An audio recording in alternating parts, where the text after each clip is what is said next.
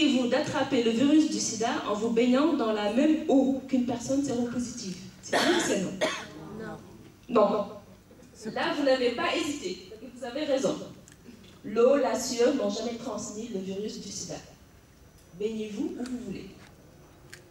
C'est Antoine qui le dit. On passe au quiz suivant. Manger dans l'assiette ou avec la fourchette d'une personne séropositive, c'est risqué? Ou l'autre injection à une autre personne. Donc, comme l'a dit Mariam, la précaution, puisque c'est vraiment difficile d'expliquer pourquoi, quand le virus est mort dans du sang coagulé dans une seringue, il est arrivé à être transmis à d'autres cibles, on préfère vraiment garder le message de dire ne pas échanger des objets tranchants. Mais c'est vrai que le virus meurt, mais on ne sait pas, on n'a pas pu établir, est-ce qu'il continue quand même à pouvoir être infectant, même si c'est un peu du virus mort dans du sang. C'est la question jusqu'à présent que les scientifiques n'ont pas pu. On passe à des questions beaucoup plus subtiles, beaucoup plus délicates, parce que nous savons tous que le VIH-Sida touche ce qu'on a de plus profond, ce qu'on a de plus secret, ce qu'on a de plus intime, c'est notre sexualité. C'est quelque chose qu'on vit individuellement et qu'on ne partage pas forcément. Donc, le VIH a bouleversé nos mœurs, le VIH nous oblige de parler de notre sexualité au grand jour, et nous savons que culturellement, il y a beaucoup de réticence à parler de sa sexualité. Donc, s'il y a des mots qui heurtent, je m'excuse d'avance, mais là, on est obligé d'appeler un chat un chat. Je pense qu'au Sénégal, c'est un des pays qui a fait énormément de progrès. Reste à expliquer pourquoi.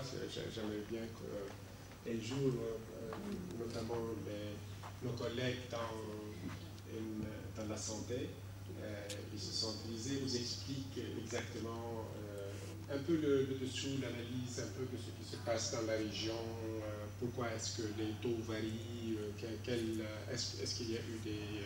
je pense que ça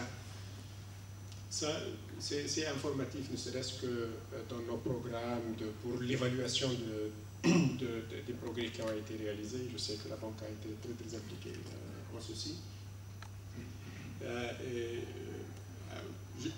Il faut que je vous dise que les gens qui viennent de Washington, quand on arrive ici et quand on voit dans les restrooms, etc., ça en dit long de comment est-ce que le staff dans les field offices, je pense qu'ils sont plus avancés dans ces aspects que ce que le sont nos collègues in the headquarters. Et pourtant, je ne pense pas du tout que, notamment si on prend le Sénégal et d'ici, je ne pense pas que les différences en termes d'affection sont si différentes pour justifier à ce qu'il y ait. Je pense que c'est une très, très, très bonne initiative.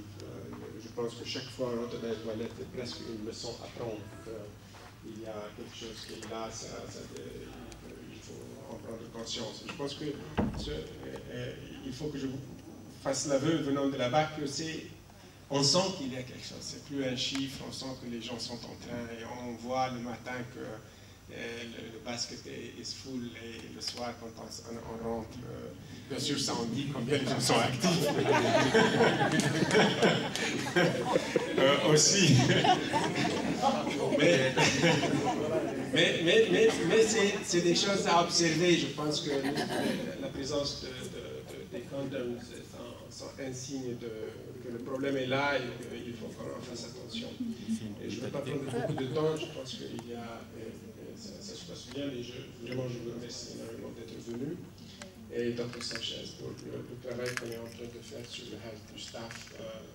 C'est un deuxième événement pendant les 5 mois où j'assiste, où je suis ici, où j'assiste. Et ça fait vraiment plaisir que...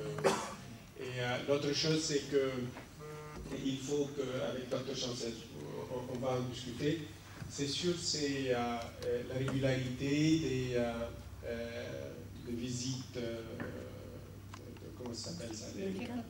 Voilà, le check-up qu'on fait annuellement. Ça serait très très bien que vraiment lui-même s'il peut suivre. La flèche en bas. La flèche en bas. Oui.